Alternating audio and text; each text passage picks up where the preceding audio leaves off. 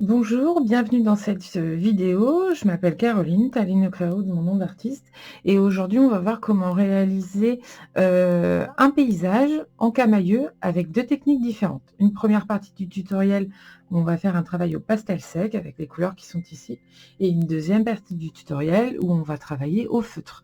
Donc le même paysage avec le camaïeu de couleur mais avec un travail de surface ou avec un travail de ligne. Donc voilà. Je donne des cours au sein de 2 associations et du coup ça c'est notre premier sujet à la reprise des cours au mois de septembre. Donc voilà, petit travail pour se remettre dans l'ambiance et puis voilà, on va commencer. Alors, pour ce projet, j'ai pris ce papier qui est, un papier, multitechnique de chez Clairefontaine dans la gamme, Payton. Donc là, c'est un format, A4, évidemment que j'ai mis dans l'autre sens. Mais c'est un papier qui fait 250 grammes. C'est un bon papier, hein. Multitechnique, on peut faire pas mal de choses dessus. Ça supporte la gouache sans problème. C'est pas un papier qui est spécial pour les techniques sèches, puisque c'est pas un papier granuleux, c'est très lisse. Mais pour un sujet d'étude comme le premier sujet de l'année, ça marche très bien. Et je vais pouvoir dessus faire deux techniques différentes, ce qui est plutôt intéressant. Donc voilà. Et pour la première partie de ce tutoriel, je vais travailler au pastel sec, donc c'est les pastels qui sont là. C'est des pastels de la marque Jaxel, des carrés tendres, ce qu'il y a de plus basique.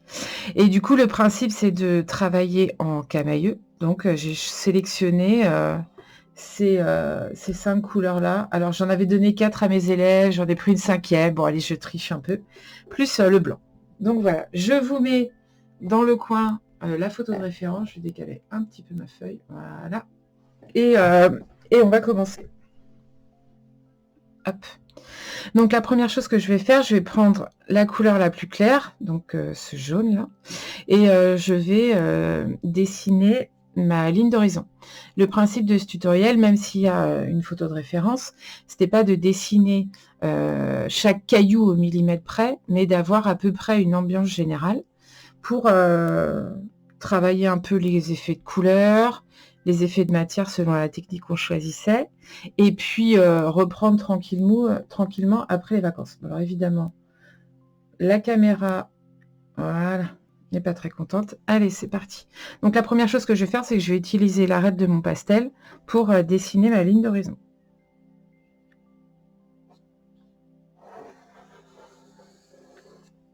Alors, je vais me lever pour que ça soit un peu plus pratique pour moi à dessiner. Si ma ligne n'est pas très bien, là elle n'est pas super, ben, j'atténue, voilà, et je repars.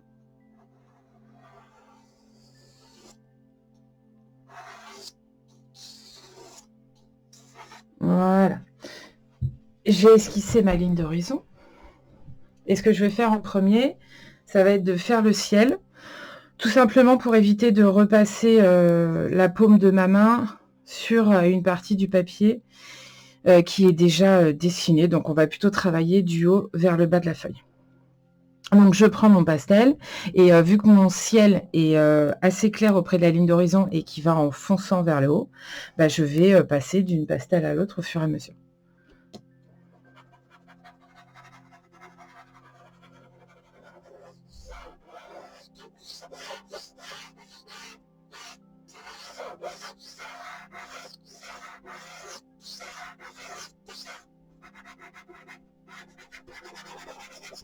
Donc je viens déposer mon pastel. Après, je vais passer avec le jaune un petit peu plus soutenu.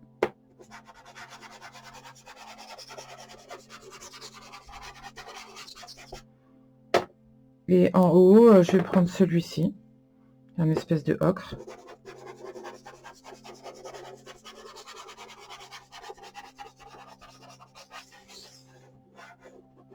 Et une fois que j'ai positionné mes couleurs, je viens atténuer mon ciel pour donner le côté un peu fondu qu'on peut retrouver sur le pastel. Donc vu que c'est pas un papier qui est spécialement pastel, on voit qu'on perd pas mal de matière. Donc on va revenir tranquillement au fur et à mesure pour gagner un peu en intensité. Donc, je reprends mon jaune le plus clair.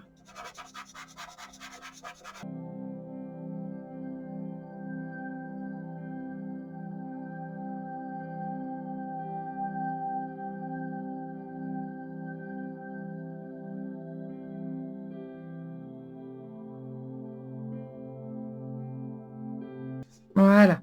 Là, j'ai mon ciel qui est plutôt pas mal et je vais, commencer, sur, les rochers qui sont, à ce niveau-là. Je me rends compte que j'ai pas pris de chiffon pour m'essuyer les mains, c'est pas bien grave.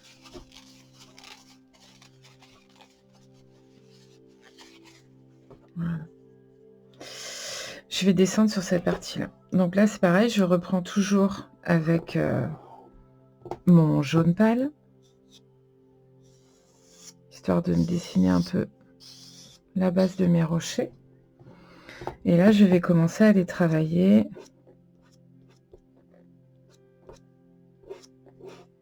Leur donner juste une petite forme.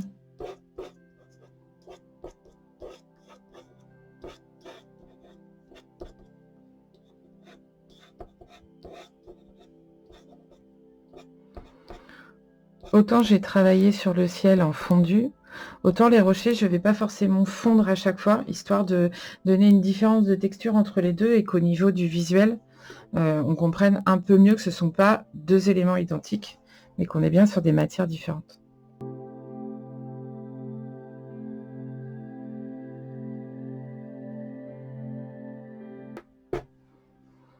Et j'alterne avec mes différentes couleurs pour venir mettre un petit peu des ombres et commencer à définir un petit peu mes différents rochers.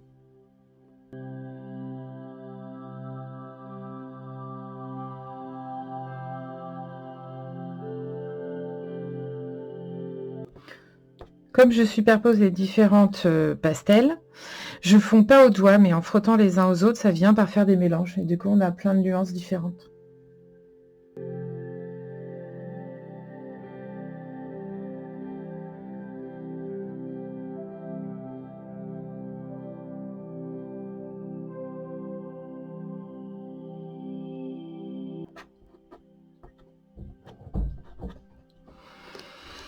Voilà, j'ai mes rochers qui s'esquissent. Alors pour l'instant, je ne vais pas avancer plus. Je vais continuer à avancer au fur et à mesure. Et puis après, je viendrai réajuster selon les différentes zones. Alors, je vais continuer sur la mer. Et quand on regarde la photo de référence, la mer est plus soutenue en termes de couleur. C'est plus sombre que le ciel. Donc du coup, je vais partir directement... Partir avec ça, puis je réajusterai au fur et à mesure. Donc pareil, la tranche de mon pastel. Alors je vais peut-être me positionner comme ça pour pouvoir dessiner ma ligne bien droite et après je remettrai la feuille correctement pour que vous puissiez voir.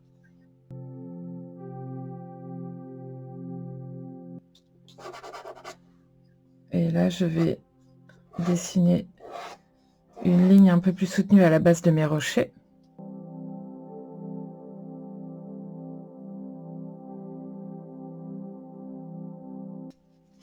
Et après je reviens avec les couleurs plus claires puisque la mer change de couleur. On arrive sur une partie où elle est plus transparente. Voilà, j'aime bien en termes d'intensité colorée, ça me plaît bien. Voilà. Donc pour l'instant, je vais laisser comme ça. Je vais commencer à délimiter un petit peu mes rochers en bas.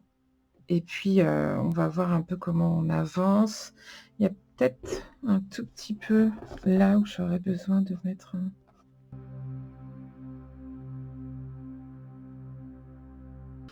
Voilà. Allez, on avance. Hop là. Sur la partie des rochers qu'on a de chaque côté. Donc pareil, je reprends le plus clair. Et je vais venir délimiter un peu mes espaces.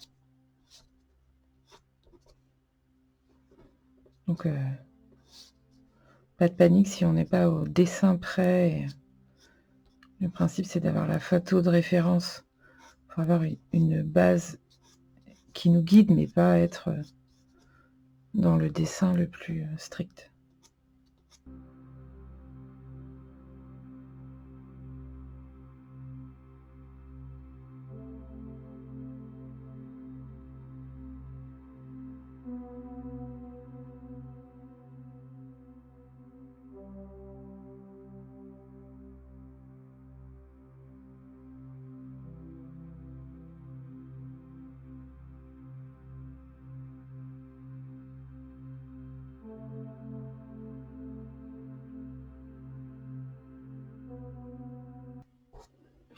pour donner le côté un peu, facetté des rochers, même si là, c'est des rochers en granit qui ont été un peu, polis par les vagues. On n'hésite pas à utiliser la tranche de son pastel et à travailler par coups pour donner un peu cet effet, de facette.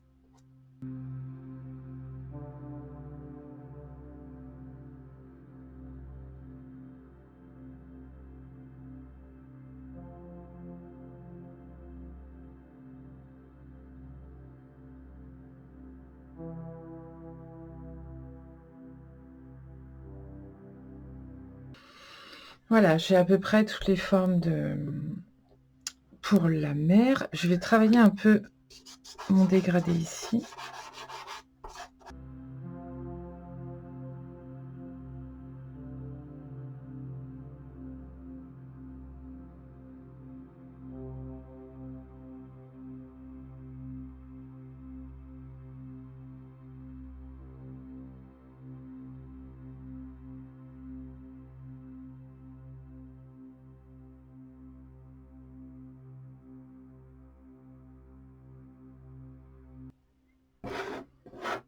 Hop là. Je vais continuer les rochers.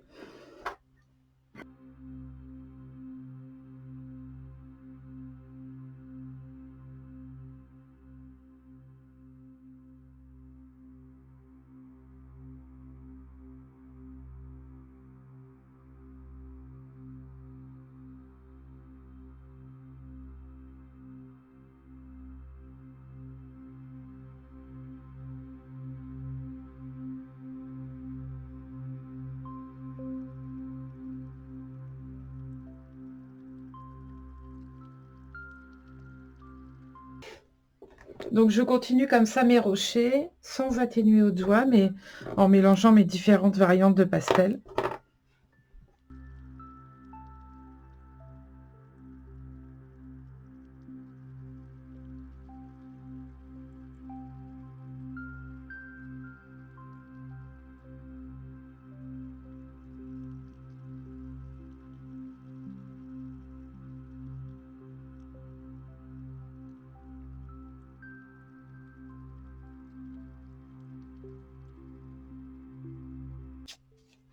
On n'hésite pas à nettoyer régulièrement son pastel parce qu'on veut prendre un peu de saleté, du coup vous allez perdre votre couleur.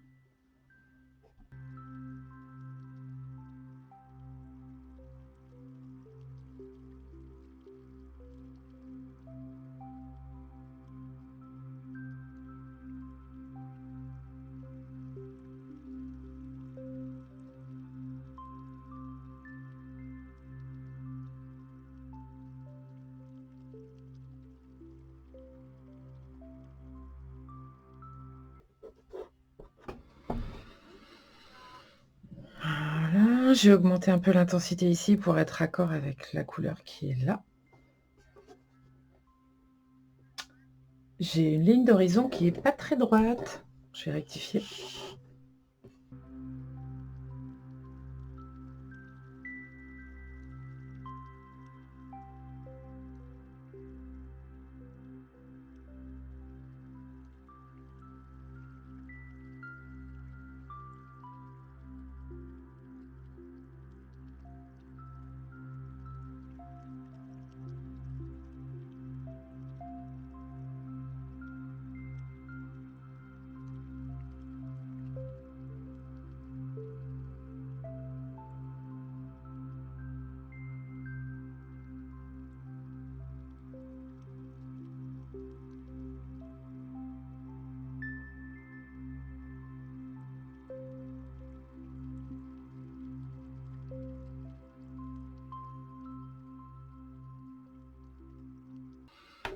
Voilà.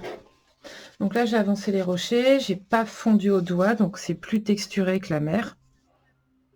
Pour l'instant, ça me plaît bien, hein, l'effet, c'est un peu plus soutenu en ombre ici que là, ce qui est normal puisque les rochers sont plus lointains. Et là, la seule chose qui manque, ça va être de dessiner les bateaux. D'où l'importance de ce petit pastel-là. Pourquoi c'est important de dessiner les bateaux ou un personnage quand on fait un paysage? C'est pour donner une notion d'échelle. Parce que là, on ne sait pas si c'est une mare, si c'est une baie, si c'est l'océan Atlantique. Enfin voilà, il n'y a pas un élément qui nous donne une taille approximative. L'importance de dessiner les bateaux, c'est que ça donne à peu près une échelle. Le bateau, on sait à peu près quelle taille ça fait, donc c'est pas un océan complet. Donc, l'importance aussi d'avoir des couleurs assez soutenues et pas le blanc du papier à l'endroit où je vais mettre mon pastel, c'est que le pastel blanc va bien se détacher. Donc, je nettoie sur le petit bout encore un peu plus propre de mon sopalin l'arête de mon pastel.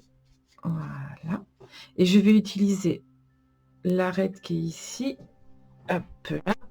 Je vais dessiner l'éma. Donc, je prends bien mon pastel pour avoir son arête.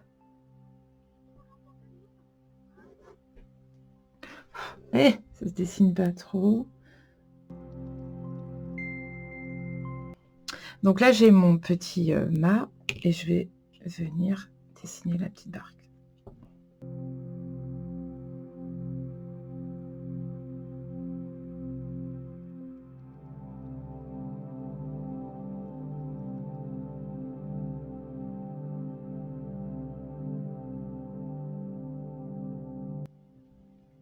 Je ne vais pas en faire plus. Donc là, c'est la première version. Donc le travail en camailleux sur mon petit paysage au pastel. Et du coup, je vais passer à la deuxième version. Alors, c'est parti pour la deuxième partie de ce tutoriel. Donc, je suis toujours sur le même papier, donc le carnet de la gamme Painton de chez Clairefontaine. Donc, voilà, très bon papier. J'ai déjà eu l'occasion d'en parler, mais le rapport qualité-prix est vraiment top. Et on va travailler avec ces feutres. Donc, ce sont des feutres à double embout avec une pointe pinceau d'un côté et une pointe fine de l'autre. Donc, comme pour la première partie du tutoriel, excusez-moi, j'ai 5 couleurs.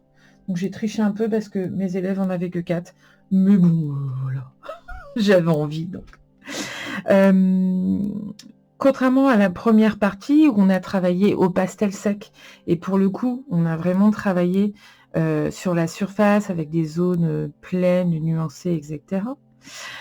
Ici, on va travailler au trait, donc ça va pas être la même manière de travailler. On va également travailler les intensités colorées du plus clair jusqu'au plus foncé, et on va alterner entre les deux pointes des crayons pour voir un peu comment on peut gérer différents types de traits et puis venir un petit peu nourrir notre dessin. Donc, je vais commencer avec la pointe fine et la couleur la plus claire pour me faire un petit peu mes repères, donc la ligne d'horizon, les rochers, etc. Comme je l'ai dit dans la première partie, la photo, elle est là à titre indicatif, on n'a pas besoin de dessiner au rocher près. Donc, au début, je trace ma ligne d'horizon. Alors, mon plan de travail a légèrement changé. C'est juste que je suis sur mon bureau a un plan incliné en bois et en bas, là, il y a une butée, ce qui fait que je ne peux pas poser mon poignet. Enfin, c'est un petit peu bazar. Donc, j'ai rajouté une planche un peu épaisse pour que ça impacte moins. Donc, voilà. Dans la catégorie, je raconte ma vie. Donc, c'est parti pour ma ligne d'horizon. Voilà.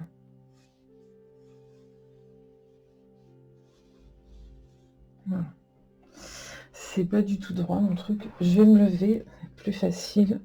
N'hésitez pas à vous mettre en condition idéale pour pouvoir faire un trait quand vous travaillez. Voilà. C'est un petit peu plus rectifié. Voilà. J'ai ma ligne d'horizon. Et je vais commencer à dessiner mes rochers.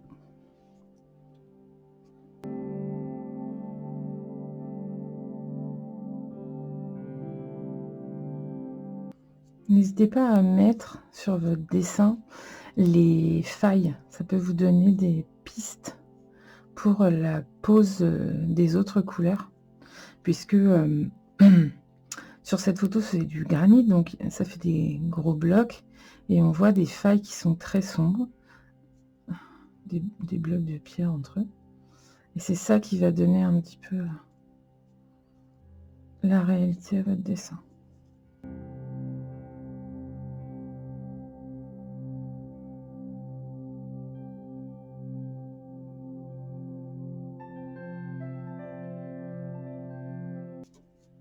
Alors pour dessiner des rochers, même si ce sont des rochers qui ont été pas mal polis par la mer, etc., ça reste quand même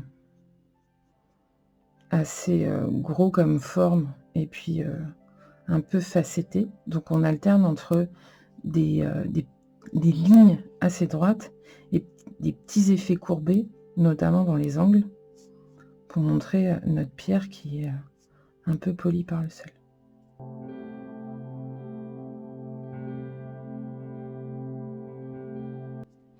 Alors ces dessins-là, ces crayons-là, pardon, ont une petite particularité, c'est que ce sont des feutres aquarellables. Alors c'est plutôt un bon plan si vous partez par exemple dessiner en extérieur. N'hésitez pas. Alors attention à ce que ça soit bien noté, hein. Donc là c'est Aquabrush. Je vais vous mettre, voilà. Donc du coup ceux-là sont aquarellables, ce qui n'est pas forcément le cas de tous. Attention si vous en achetez. Mais pour le coup, pour quelqu'un qui voudrait pouvoir peindre, dessiner en extérieur, faire des croquis, etc., ça peut être un bon plan parce que bah, vous emmenez vos crayons, vous faites votre croquis. Si vous n'avez pas d'eau sous la main, bah, c'est pas grave, vous pouvez aquareller en rentrant chez vous. Sinon, vous pouvez utiliser un pinceau aquarelle à réservoir. Ce qui est plutôt agréable.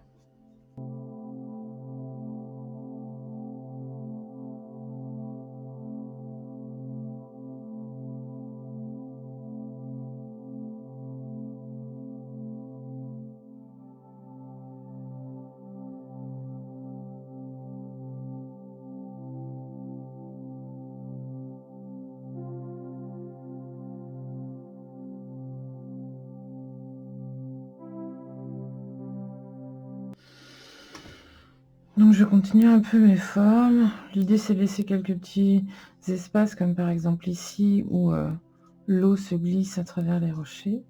Et puis des espaces sinon où on a vraiment nos amas de pierres, on alterne. Quand je suis un peu perdue sur la forme à donner, je me réfère à mon image.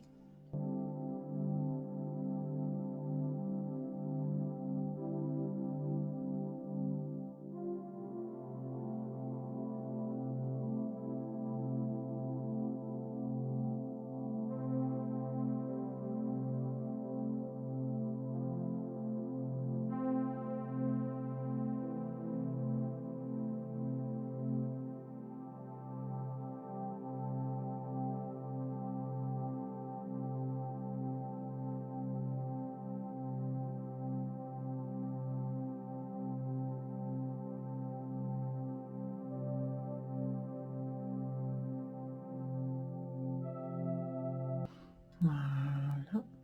Et ce que je vais faire, c'est que je vais esquisser les bateaux.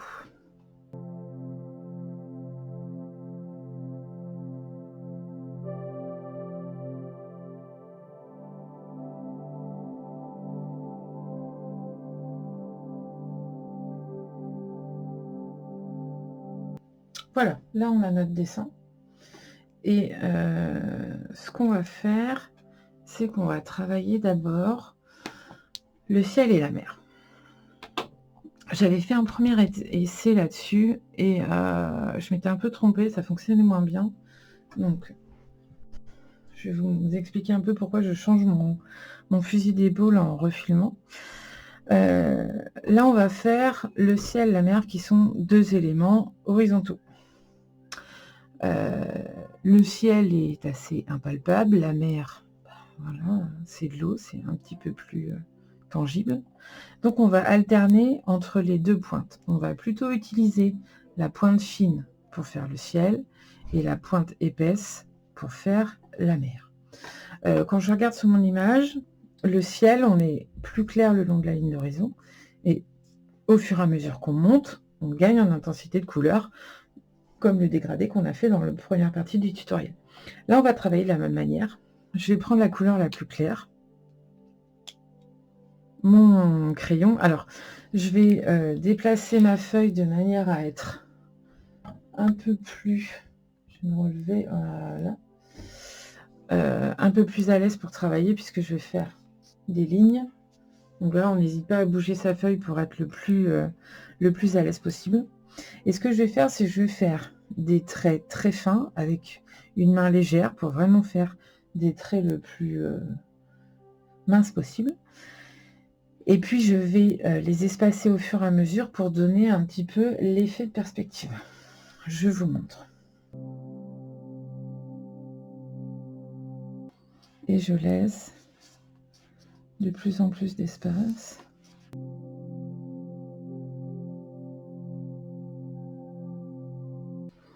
Voilà. Là, j'ai mon ciel. Et si je me mets comme ça, on sent un peu plus que plus on se rapproche de la ligne d'horizon et plus on s'éloigne. C'est l'importance d'avoir nos lignes qui s'espacent au fur et à mesure. Je vais prendre un vert un petit peu plus soutenu. Donc, celui-ci. Toujours avec ma pointe fine. Je repositionne ma feuille de manière à être le plus à l'aise possible. Et je vais venir, alors pas à la ligne, pas totalement à ma ligne d'horizon, un peu plus loin.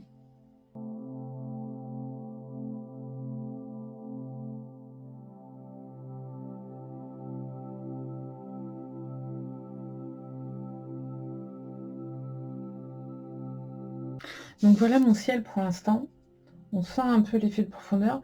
Je ne vais pas forcément en faire plus, puisque l'idée, je me recale, voilà, c'est de faire quelque chose d'un peu plus immatériel pour tout ce qui va être le ciel.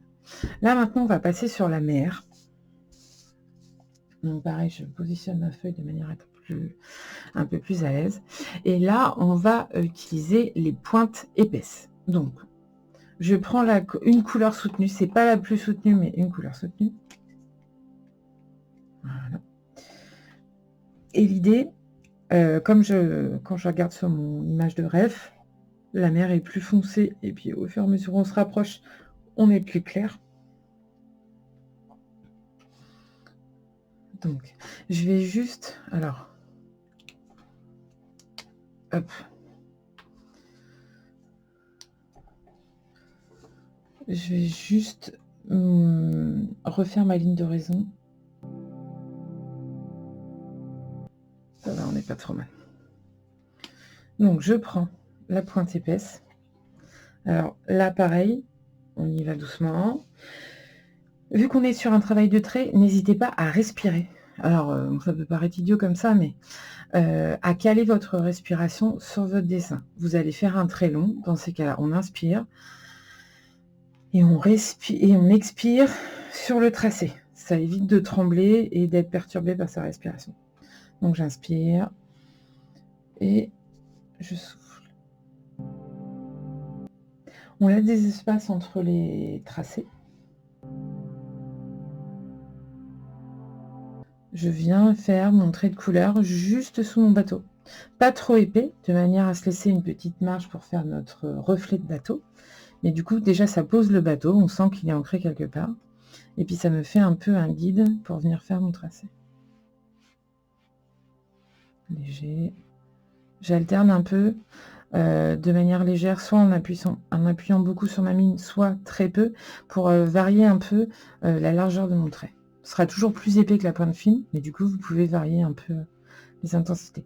On n'hésite pas non plus à faire un trait plus foncé à la base de nos rochers, parce que c'est pareil. Là, on a la mer.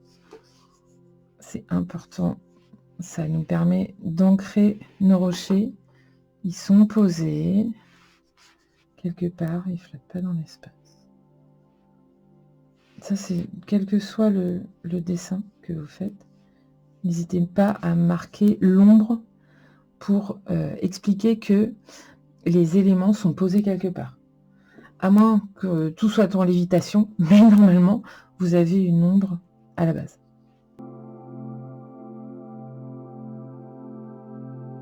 Voilà. Donc là, vous voyez, on est un peu sur le même principe, c'est-à-dire des lignes qui s'espacent au fur et à mesure où j'arrive vers le bas. Mais comme on n'a pas le même type de trait, on sent que c'est pas la même matière. C'est ça qui est intéressant, de faire varier un peu vos éléments pour exprimer dans votre dessin que même si les couleurs sont identiques, on a des matières différentes. Donc là, je vais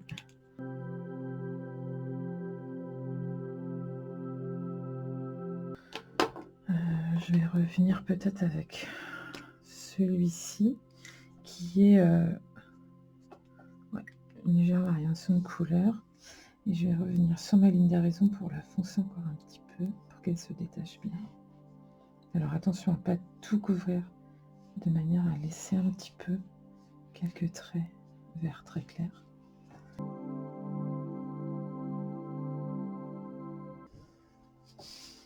Donc on y va mollo, hein, parce qu'on peut vite se laisser emporter par la mine épaisse.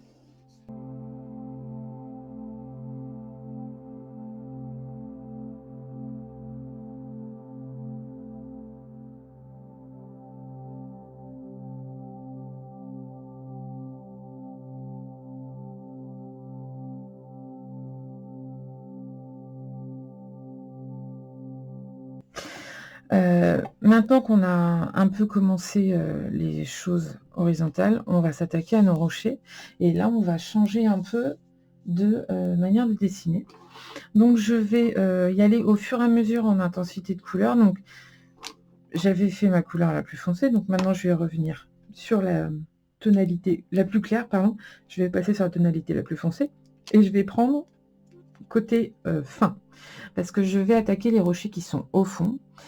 C'est ceux qui sont le plus éloignés de moi et qui vont avoir les détails les plus fins dessus. Les ombres sont plus fines que sur ceux qui sont devant parce qu'ils sont plus petits, etc. Donc je vais plutôt travailler les rochers du fond à la pointe fine. Et plus je vais me rapprocher ici, plus je vais intégrer la pointe pinceau. Donc là, pour l'instant, je marque un peu mes ombres.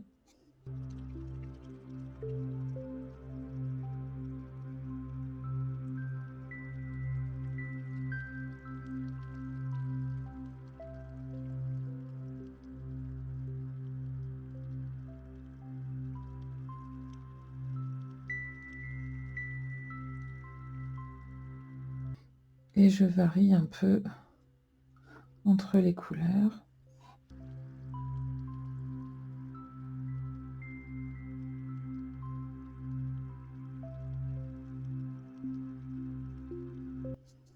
Je fais des petits hachurages sur mes rochers et je suis la forme des rochers. Comme ça accentue un peu le côté un peu arrondi.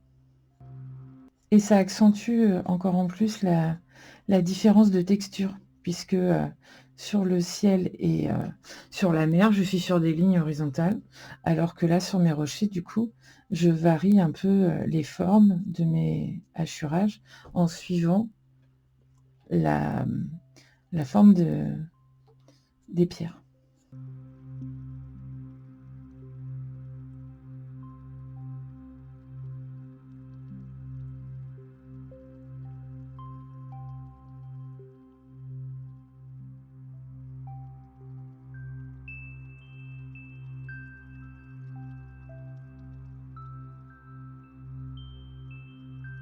Alors, on va essayer avec la pointe épaisse.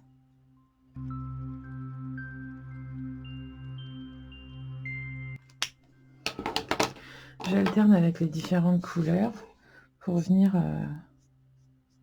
marquer mes ombres.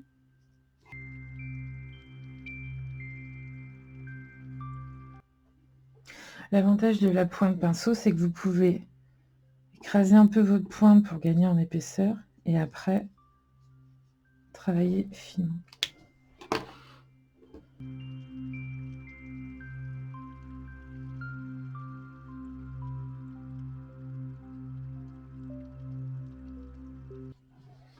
Alors là, comme c'est une petite partie où j'ai de l'eau, donc je vais reprendre le même travail de ligne.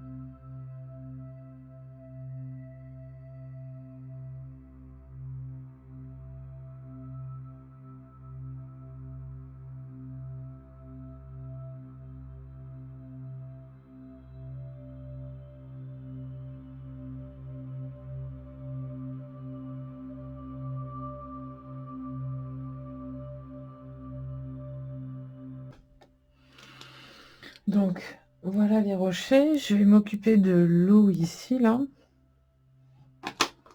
Je vais utiliser un peu plus le kaki parce qu'on a des effets d'algues, donc je me dis que ça peut coller. Toujours sur la pointe épaisse.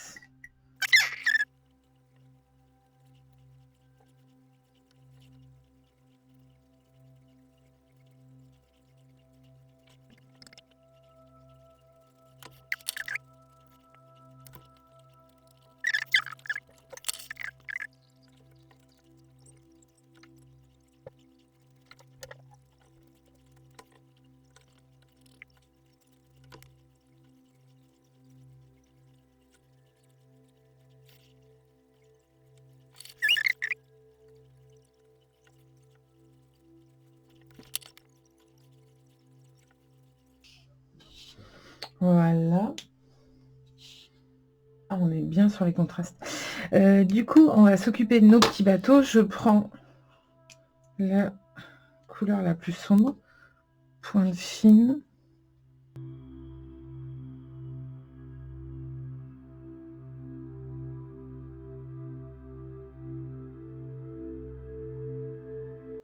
Eh ben, c'est pas mal.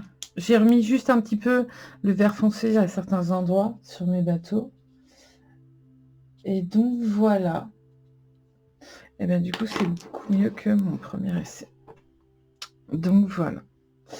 Et du coup, deuxième partie de ce tutoriel avec un travail au trait sur un camailleux de verre. Donc, voilà. Alors voilà, nous voilà à la fin de ce tutoriel avec nos deux exercices, donc la première partie du tuto et la deuxième, donc le camailleux au pastel ou le camailleux au feutre, donc un travail de surface ou un travail de trait sur une image de rêve.